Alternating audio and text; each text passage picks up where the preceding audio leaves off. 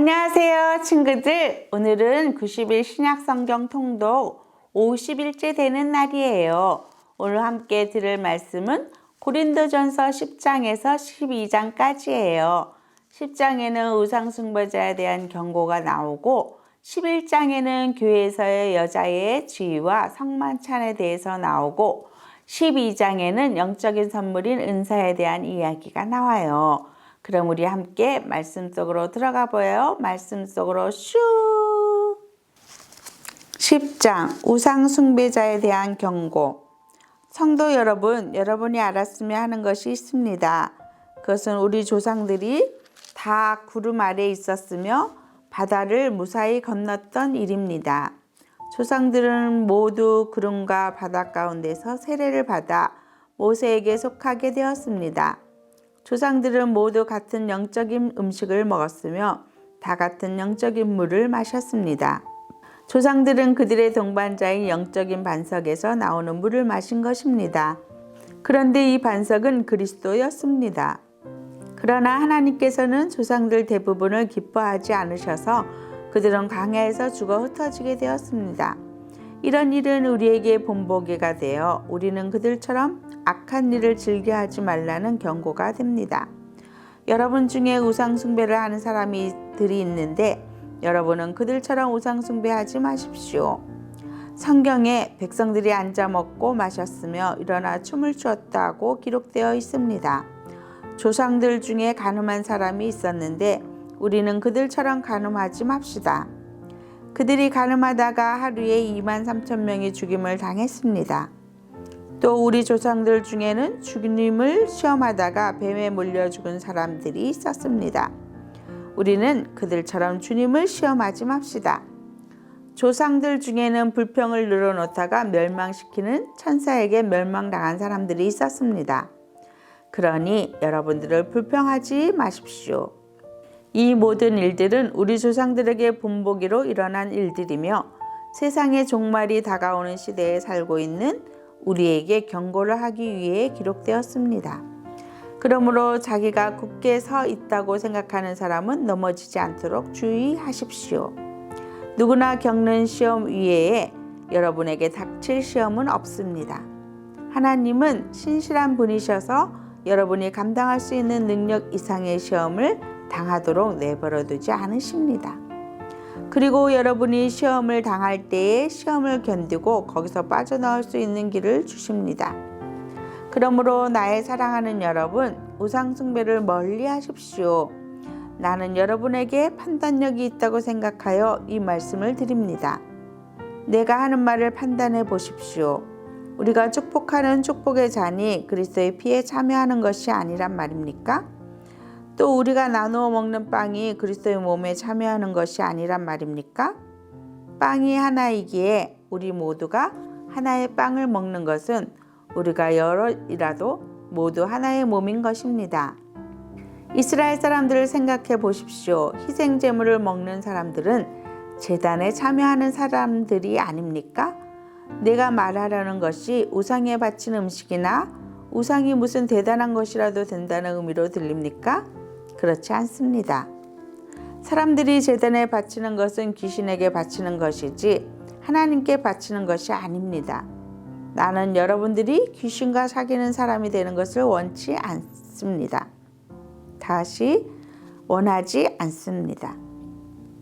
여러분은 주님의 잔을 마시고 동시에 귀신의 잔을 마실 수는 없으며 주님의 식탁에 참여하면서 귀신의 식탁에 참여할 수는 없습니다.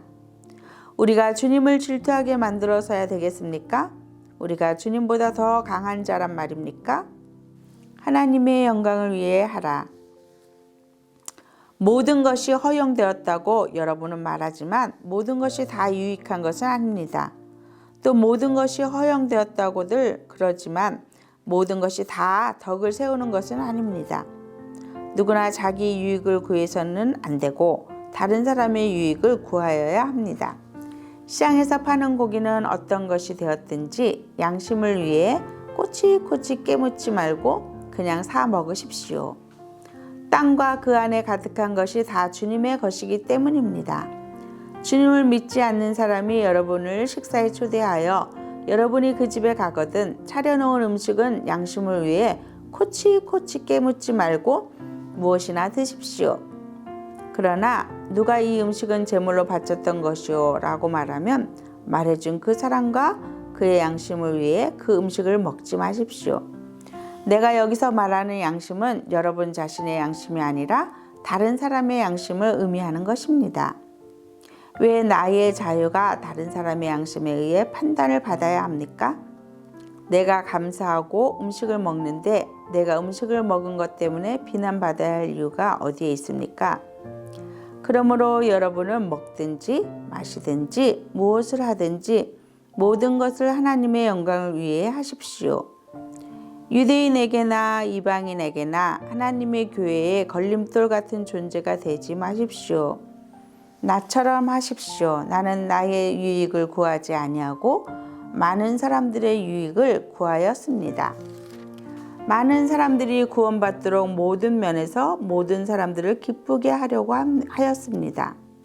11장 내가 그리스도의 본을 따른 것처럼 여러분도 나의 본을 따르십시오. 교회에서 여자의 지위 여러분이 모든 일에 나를 기억하고 있고 내가 여러분에게 전하여 준 것들을 붙들고 있으므로 여러분을 칭찬합니다. 그러나 여러분이 깨달았으면 하는 것이 하나 있습니다. 그것은 모든 남자의 머리는 그리스도며 여자의 머리는 남자이며 그리스도의 머리는 하나님이시라는 사실입니다. 남자가 머리에 무엇을 쓰고 기도를 하거나 예언을 하면 그것은 자기의 머리가 되시는 그리스도를 욕되게 하는 것입니다. 그러나 여자가 머리에 무엇을 쓰지 않고 기도를 하거나 예언을 하면 그것은 자기의 머리를 욕되게 하는 것입니다. 그것은 삭발한 것이나 다름이 없습니다. 여자가 머리에 무엇을 쓰지 않으려면 머리를 밀어 버리십시오. 머리를 밀어내는 것이 여자에게 부끄러운 것이라면 무엇으로든 머리를 가리기 바랍니다. 남자는 하나님의 형상과 영광이므로 머리를 가려서는 안 됩니다. 그러나 여자는 남자의 영광입니다. 그것은 남자가 여자로부터 생겨난 것이 아니라 여자가 남자로부터 생겨났기 때문입니다. 또한 남자가 여자를 위해 창조된 것이 아니라 여자가 남자를 위해 창조되었습니다. 그러므로 천사들 때문에 여자는 권위의 표를 그 머리 위에 지녀야 합니다. 그러나 주님 안에서는 여자가 남자 없이 독자적으로 존재하지 않고 남자도 여자 없이 독자적으로 존재하지 않습니다. 왜냐하면 여자가 남자로부터 생겨난 것처럼 남자는 여자를 통해 태어났기 때문입니다. 그러나 모든 것들이 하나님으로부터 생겨났습니다. 여러분 스스로 한번 판단해 보십시오. 여자가 머리에 무엇이든지 쓰지 않고 하나님께 기도하는 것이 옳은 일입니까? 자연 그 자체가 여러분에게 교훈하듯이 남자가 머리를 길게 하면 명예롭지 못합니다. 그러나 여자가 긴 머리를 하는 것은 그 여자에게 영광이 됩니다. 긴 머리는 여자에게 머리를 가리는 역할을 합니다. 이 문제에 대해 다른 의견을 제기하는 사람이 있다면 내가 말할 수 있는 것은 우리나 하나님의 교회나 이것 외에 다른 풍습은 받지 않았다는 사실입니다. 성만찬의 남용 이제부터 말하는 내용에 대해서는 여러분을 칭찬하지 않겠습니다. 그것은 여러분의 모임이 유익이 되는 것보다는 해가 되기 때문입니다. 첫째로, 내가 듣기로는 여러분이 교회에서 모일 때 파벌이 생긴다고 하는데 나는 그것이 어느 정도는 사실이라고 믿습니다. 여러분 중에서 누가 하나님께 인정받는 사람인지 분명하게 드러나게 하기 위해서는 다른 점도 있어야 할 것입니다. 그러니 여러분이 한 자리에 모여 나누는 식사는 성만찬을 나누는 것이 아닙니다. 먹을 때 각자가 자기 것을 먼저 갖다 먹어버리기 때문에 어떤 사람들은 굶주리고 어떤 사람은 술에 취합니다. 여러분에게 먹고 마실 집이 없습니까? 여러분이 하나님의 교회를 멸시하고 가난한 사람들에게 굴욕감을 주려는 것입니까? 내가 더 이상 무슨 말을 하겠습니까? 이런 행동에 대해 잘했다고 칭찬할까요? 이번 일에 대해서는 절대로 칭찬할 수가 없습니다. 성만찬 제정 내가 여러분에게 전해준 것은 주님께 받은 것입니다. 주 예수님께서 배반 당하시던 날 밤에 빵을 들고 감사기도를 드리신 다음 빵을 떼시고 이렇게 말씀하셨습니다. 이것은 너희를 위한 내 몸이다. 나를 기억하면서 이것을 행하여라. 똑같은 방법으로 식사 후에 잔을 들고 말씀하셨습니다. 이 잔은 내 피로 세우는 새 언약이다. 이 잔을 마실 때마다 나를 기억하면서 이것을 행하여라. 여러분은 이 빵을 먹고 잔을 마실 때마다 주님이 오실 때까지 주님의 죽으심을 전하십시오. 성만찬에 합당치 않은 태도. 그러므로 누구든지 합당하지 않은 태도로 빵을 먹거나 주님의 잔을 마시는 사람은 주님의 몸과 피를 범하는 죄를 짓는 것입니다. 각 사람은 자신을 점검한 후에 빵을 먹고 잔을 마셔야 합니다. 주님의 몸이라는 인식이 없이 먹거나 마시는 사람은 자기에게 내릴 하나님의 심판을 먹고 마시는 것입니다.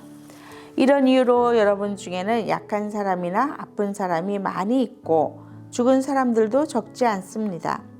우리가 자신을 분별하였더라면 심판을 받지 않았을 것입니다. 그러나 우리가 지금 주님에게서 심판을 받는 것은 세상과 함께 심판을 받지 않기 위해서입니다.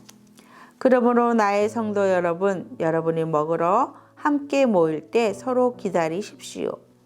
배고픈 사람이 있으면 집에서 식사를 하도록 하십시오. 그래서 여러분이 모이는 것이 심판받는 모임이 되지 않기를 바랍니다. 이 외에 다른 문제들은 내가 여러분에게 가서 알려드리겠습니다. 12장 영적인 선물. 성도 여러분, 나는 여러분이 성령께서 주시는 선물들에 대해 모르기를 원치 않습니다. 여러분은 이방인으로 있었을 때 말도 못하는 우상의 이끌림을 받았다는 사실을 아실 것입니다. 그러므로 여러분에게 알려드릴 것이 있습니다. 하나님의 성령으로 말하는 사람은 예수님은 저주받은 사람이다 라고 말하지 않으며 성령을 통하지 않고는 예수님은 주님이시다 라고 말할 수 없습니다.